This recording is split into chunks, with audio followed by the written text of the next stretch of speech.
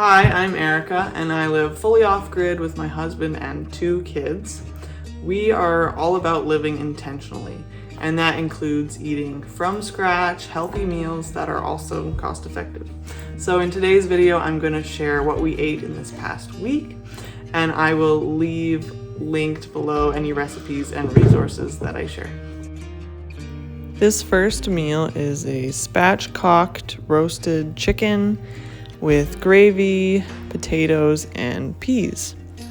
Before I get into the recipes, I just want to say that if you're on a tighter budget or wanting to save a little more for something, when it comes to food, pretty much any homemade meal that you'll make will be more cost effective than going out to eat. So just keep that in mind. If you can have some simple, easy recipes that you turn to when you're in a pinch or when you're not really feeling like cooking, that can save you a ton of money.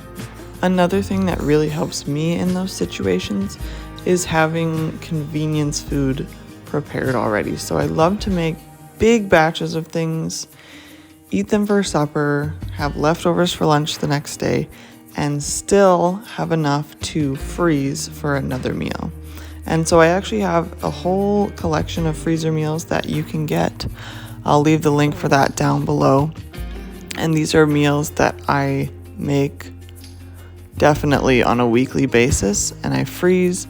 And so whenever I'm feeling a bit off or just unmotivated, I can just pull one of those out and make it for supper and still have a meal from scratch.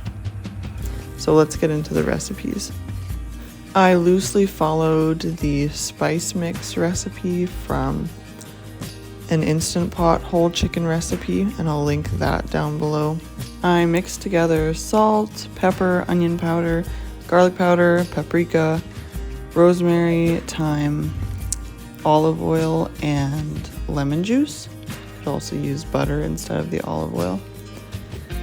And now I am spatchcocking the chicken. So spatchcocking is where you remove the backbone, and you do this so that you can lay the chicken more flat and it will cook more evenly that way. So it's not as likely to overcook, which can happen quite easily with a roasted chicken. So I'm pressing it down flat on my cookie sheet. And now I'm going to use a spoon to get under the skin. Now, getting your seasonings under the skin is a game changer.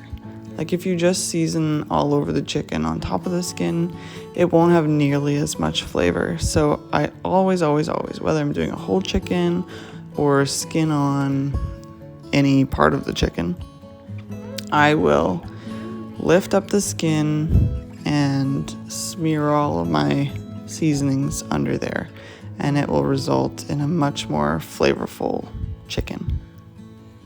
So I have to tell you how we got this chicken because I think it could really help some of you to find some good chicken at a good price. So my brother-in-law is the absolute king of finding good quality meat for a fantastic price, and he contacted a lady, I think it was on Facebook, probably from a Facebook group, and she raises pastured chickens, and he found out that she had 30 chickens that were a year old, so they've been in her freezer for a year. And they were all larger chickens that she wasn't able to sell, and she wanted to get rid of them. So she said if we were to buy all 30 chickens, that she would sell them for $20 each. And so each family bought 15 chickens, $20 each, $300, and they were each about 10 pounds. So a fantastic deal. And when we got them, we realized just how big they were. They're huge. They're like small turkeys. And the price tag on each one was about $50. So $20 we spent on each chicken, and they had wanted to get 50. That is a great deal. So look around, ask around, do what you can. Don't just look at the grocery store and the butcher shops. So we're also taking some seasoning mix and spreading it all over the outside of the chicken too, because that's delicious.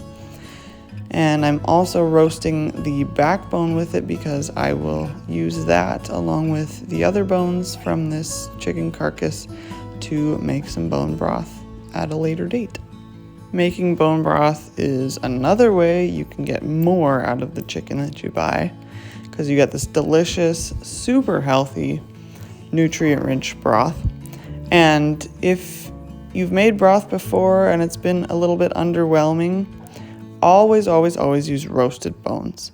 So if you're cooking anything in the oven and you've got some raw bones for some reason, salt them, throw them in the oven, and your bone broth will be so much more delicious. On my website, I have a really easy Instant Pot bone broth recipe, and I'll link that down below. So now you can see I peeled and cut up some potatoes for making mashed potatoes, and also got some peas boiling. And now I'm getting ready my cornstarch slurry for making gravy. So just taking some cornstarch, putting it in a cup. I'm gonna mix it with some water. And now I'm going to take out my chicken. So it's been roasting at 400 for about an hour and 45 minutes. And I always check the internal temperature just to make sure, because it's really annoying to pull out a chicken, start eating it, and then realize that it's not cooked all the way to the bone and you've got to recook certain parts. That's really annoying. So check the internal temperature to make sure. It should reach 165 Fahrenheit. And now I'm going to remove the chicken to a different dish so I can pour off all these juices into another pot to make the gravy. I strain the juices through a fine mesh strainer into my saucepan just to get any greebly bits out.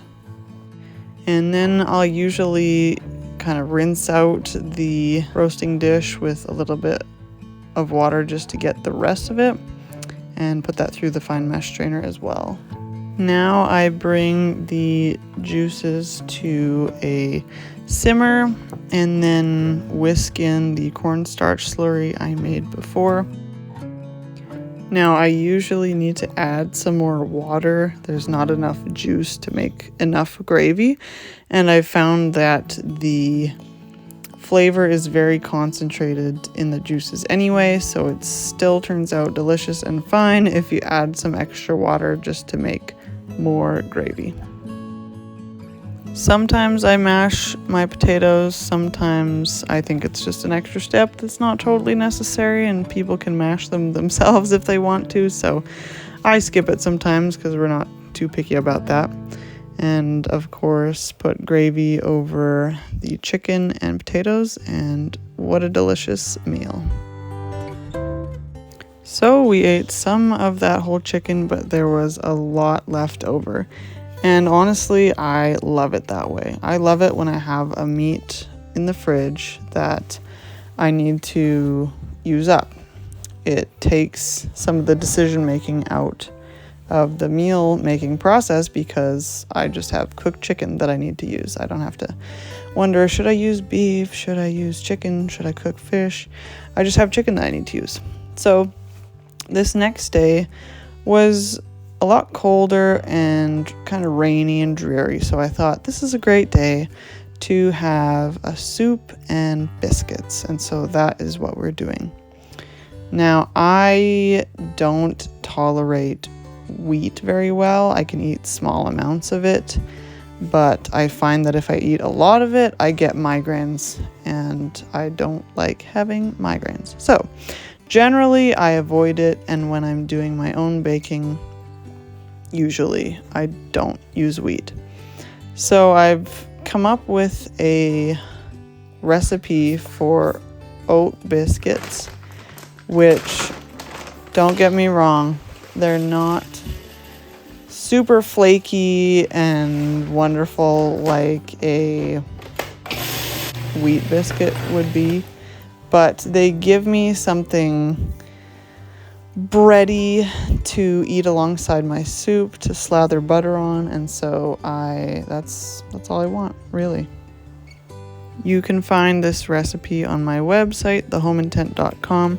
Just search biscuits. They're called gluten-free, dairy-free biscuits, and I'll also leave the link in the description below. Another way to keep things more cost-effective is to make your own oat flour. Oat flour, I'm sure, is very expensive, but what you can do is just take some rolled oats, and I get this brand of sprouted, glyphosate-free, organic rolled oats from Costco. It's called 1 Degree Organics, and they're really good. I use them for oatmeal and then for baking as well. And just blitz those things in the food processor or the blender, and you've got oat flour. It won't be quite as fine as if you buy it, I'm sure, but it still works great in all the recipes I've used it in. So you saw me mixing up oat flour, salt, baking powder, and a little bit of coconut sugar. And now I am combining eggs, and you can use milk or water, whisking those up. And oh, you also saw me using a pastry cutter to cut in the coconut oil. So now I'm going to add in the liquid mixture into the coconut oil oat flour mixture and just mix it up. This is another recipe that I will double or triple when I make it, and then just freeze whatever's left over. So I can just easily pull out a bag of biscuits whenever we have a soup or stew without having to make it every single time. I got these new stainless steel baking sheets from Amazon, and I'll link them below. I wasn't sure if the biscuits would stick to them or not, so I tried some on parchment paper, which is what I would usually do, and some without parchment paper, and I'm happy to report that I did not require parchment paper for them to come off easily, so I won't use any parchment paper next time. And yes, I like to fit the parchment paper nicely so it lays completely flat on the baking tray. Obviously not required at all, just kind of a personal preference thing. So you just scoop about 3 tablespoons worth of the mixture into a circle shape on the pan, and it should be 2 to 2.5 inches wide and a little under an inch thick. Pop them in the oven at 425 for 16 to 18 minutes or until they're golden brown all over. And I should mention as well that if you don't eat eggs, you can also make a flax egg or chia egg in place of the eggs, and that works really well. They don't look as nice because they're not as golden. They've got kind of a grayish tinge, especially if you use chia seeds, but it still works and tastes delicious. Let's get on with making the soup. Now, I didn't follow any sort of recipe, and I think that soups are one of the easiest ways you can kind of intuitively cook, because what you need is a good broth, some meat, usually onions and garlic are a great idea, and then some sort of carb or starch, and a green vegetable. That's kind of my formula anyway. And of course, salt and pepper, and you can add different herbs or different seasonings based on what you're going for. So I start off with sauteing some onions with some olive oil, and I'm going to add some garlic. Now my chicken's already cooked, so I can just chop that up and add it at the end. I decided to use quinoa as my carb. I usually use potatoes, but I was pretty much out and I needed to go to town to get a few groceries. So quinoa it was, and that worked just fine as well. When I first started cooking quinoa, I found it pretty unpleasant. It was very bitter and not delicious to eat. And then I learned a few tricks that really helped to make it actually quite nice. First, you rinse the quinoa very thoroughly with hot water, And this removes a layer of saponins, which are soapy-like substance that's naturally on the outside of the quinoa. So you rinse that off, and then you put the quinoa into your pot, add a drizzle of oil. I usually use olive oil, and then toast it for a couple minutes, and that just helps to improve the flavor. So I did that, and now I'm adding my bone broth, which I had in the freezer and thawed this morning. I give it a good stir just to get any of the stuck quinoa on the bottom of the pot off and into the broth. And now I need to get some of this chicken off of my whole chicken from the night before and just cut it into bite-sized pieces for my soup. The rest of the whole chicken was eaten at lunches by someone the next day or two. Sometimes we don't have enough leftovers. I think I'm making enough, but I'm not. So it's nice to have a little extra something, especially protein, like this in the fridge for lunch when that happens. Next, I add a block of frozen spinach from the store. I pretty much only use spinach in soups and like casseroles and things like that, not fresh very often. So I just keep a couple packages of frozen spinach in the freezer. They're a lot cheaper than buying fresh spinach. And in the future, I hope to just grow an abundance of spinach so I can make my own blocks of frozen spinach in the freezer that I know aren't sprayed with chemicals or grown in an unhealthy way. Now I'm adding some salt and pepper. Give it a good stir, and I'll do a little taste test to see how everything's tasting once the quinoa is fully cooked. You may notice that I've only plated up the food for 2 people so far, and sometimes my husband is away working, but even when he's here, he's on a very different diet than the rest of us. It's a very simple diet. Mostly just red meat and a little bit of bread, a little bit of vegetables. So when he's here, he's eating different things, and you'll see that in a later part of the video.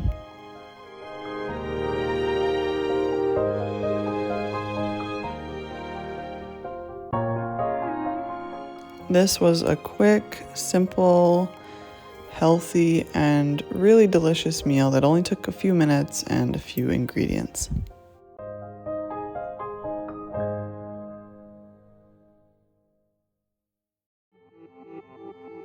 The next day is Saturday, and I'm making a salad for our church potluck, which will be the following day. I call this cabbage salad. It's kind of like coleslaw. It's very similar, but it doesn't have a mayo-based dressing, so it's not exactly coleslaw. Every time there is a potluck, I struggle to think of what I could bring. And so I decided I need to just have like 4 or 5 recipes that are my go-to potluck recipes. So please let me know in the comments, what are your go-to potluck recipes? I'd love to get some more ideas and finalize my list.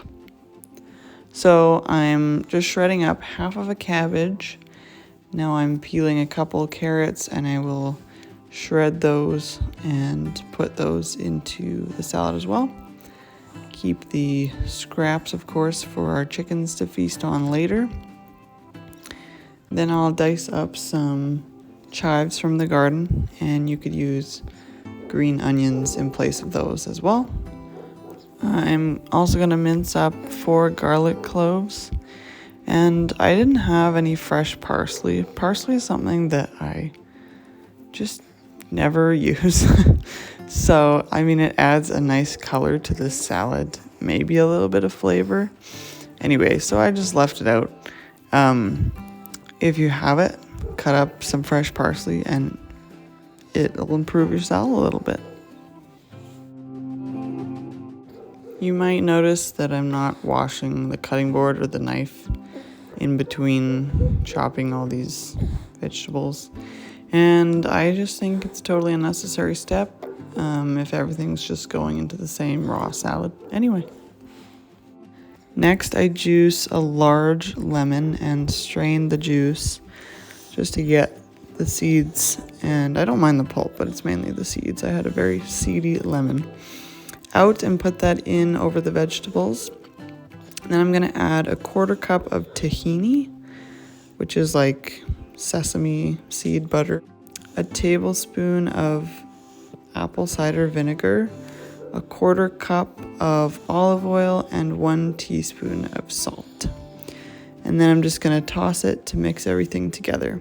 This recipe is better when you make it ahead because the flavors have time to really meld together, but you can also serve it fresh as well. So I'll just put a lid on this bowl, put it in the fridge, and it'll be ready for me to just grab and go before we go to church tomorrow. For supper that same day, I'm making shepherd's pie. And this was a very busy day. My husband was home and we got a lot of work around the house done. So whenever we're planning a day like that, I like to just pull out one of my freezer meals I was talking about earlier. And then we can just spend the most time on projects, and I don't need to run into the kitchen an hour before supper. I can just use less time to cook. So for the shepherd's pie, what I do is I just make the filling, and I don't make extra potatoes and freeze the potatoes. I just freeze the filling. So you can see it's nothing fancy. I just put it in a glass container and label it with a piece of masking tape and a Sharpie what the meal was and what day I made it. I have a sheet for tracking my freezer meals so nothing gets lost or freezer burnt, and that's included in the freezer meal collection as well. This is what was happening behind me while I was preparing supper. The shepherd's pie filling was still partially frozen, so I put it in the pot and put a lid on, and then just put it over low heat, and I'll let it just slowly defrost and warm up, and I'll stir it every so often. I sliced up some steak for Mark, and he's going to come in and add some seasonings that he wants to use. We have a homemade seasoning mix that we use on lots of different meat, and you can get that on my website, thehomeintent.com. Just search chicken thighs. One of the best ways to use it is to make crispy, skin-on baked chicken thighs. So definitely check out that recipe. But that's the seasoning mix that he's using on his steak. And he'll just fry it up in a pan for a couple of minutes. Add some bread to his plate and we'll be good to go. One way we save money on the meat that Mark eats is we buy just an entire roast from Costco or from a butcher shop and cut it into steaks ourselves. The potatoes are done, so I'm straining the water off. And I love to take shortcuts where I can in the kitchen. So often when I'm making shepherd's pie, I don't actually make it into a pie. We just eat the filling with some potatoes. I think there's ways you can make things easier for yourself. I could put the filling in a baking dish and spread my mashed potatoes on top and bake it, but I just don't want to, and it tastes basically the same. So maybe I'll care more about those kind of finer details of cooking in a different season of my life, but right now it's all about being quick, but still from scratch and healthy and delicious. I have a really good garlic mashed potato that I make with this sometimes, again, when I'm feeling ambitious. But today it was just simple butter and salt.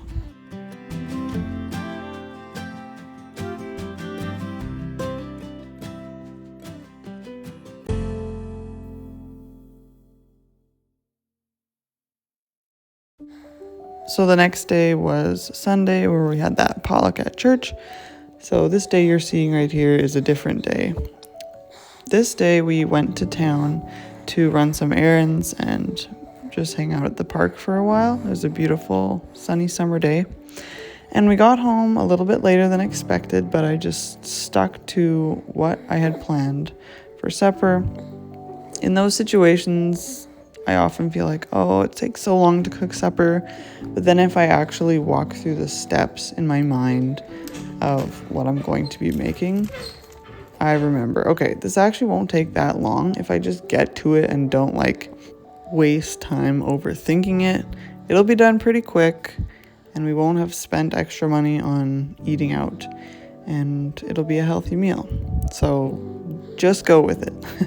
I'm trying a recipe called sausage sweet potato hash, and it's not my recipe. I got it from scratchfarmstead.com. I'll link it down below.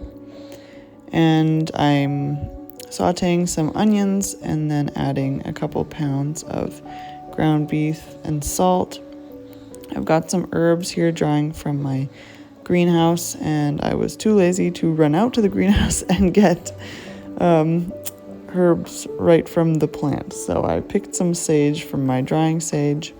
Again, I'm trying to be quick because we got home late, and add that to the meat as well. So in a separate pot, I've got my diced sweet potatoes boiling, and I'm just gonna brown up this meat and then add a couple of diced up apples. It's kind of a fall type of dish, but I wanted to make it and try it now. And I thought it would be a pretty good freezer meal too, so that's why I'm making a big batch of it. Another block of chopped spinach there. I'm just piling up the warm meat around it. And then I'll cover the pot and let that frozen brick defrost in there. In the summertime, I very often just have fresh veggies for a side dish or homemade sauerkraut. It's just a cool, crisp thing to eat alongside with our meal. So I'm peeling some cucumbers. These are from our garden, but the peel is quite thick and tough. So that's why I peel it and slice them up. Now adding the cooked and strained sweet potatoes and mixing everything up. I usually have to use my spoon to break up that spinach block a bit more to get that last little bit to warm up and cook through, and then we'll be ready to eat. This turned out really delicious, and I'm definitely adding it to my regular rotation, and it froze well too. So a lot of people think potatoes or sweet potatoes don't freeze very well. I find in certain dishes they're fine, especially if they're mixed in with something. Again, with the shepherd's pie, if it's just a thick layer of potatoes, that doesn't do as well. But a meal like this works great. So now we're setting the table, getting ready. Mark's just gonna have some leftover steak and bread from a different meal, and we will enjoy eating together as a family as we always do. I really appreciate you watching this video, and I hope that it was helpful to you, gave you some inspiration or some new ideas for what you could make for supper for your family. Remember to comment your potluck food ideas down below, and be sure to subscribe so you don't miss any intentional living off the grid inspiration. I'll see you in the next video. Bye.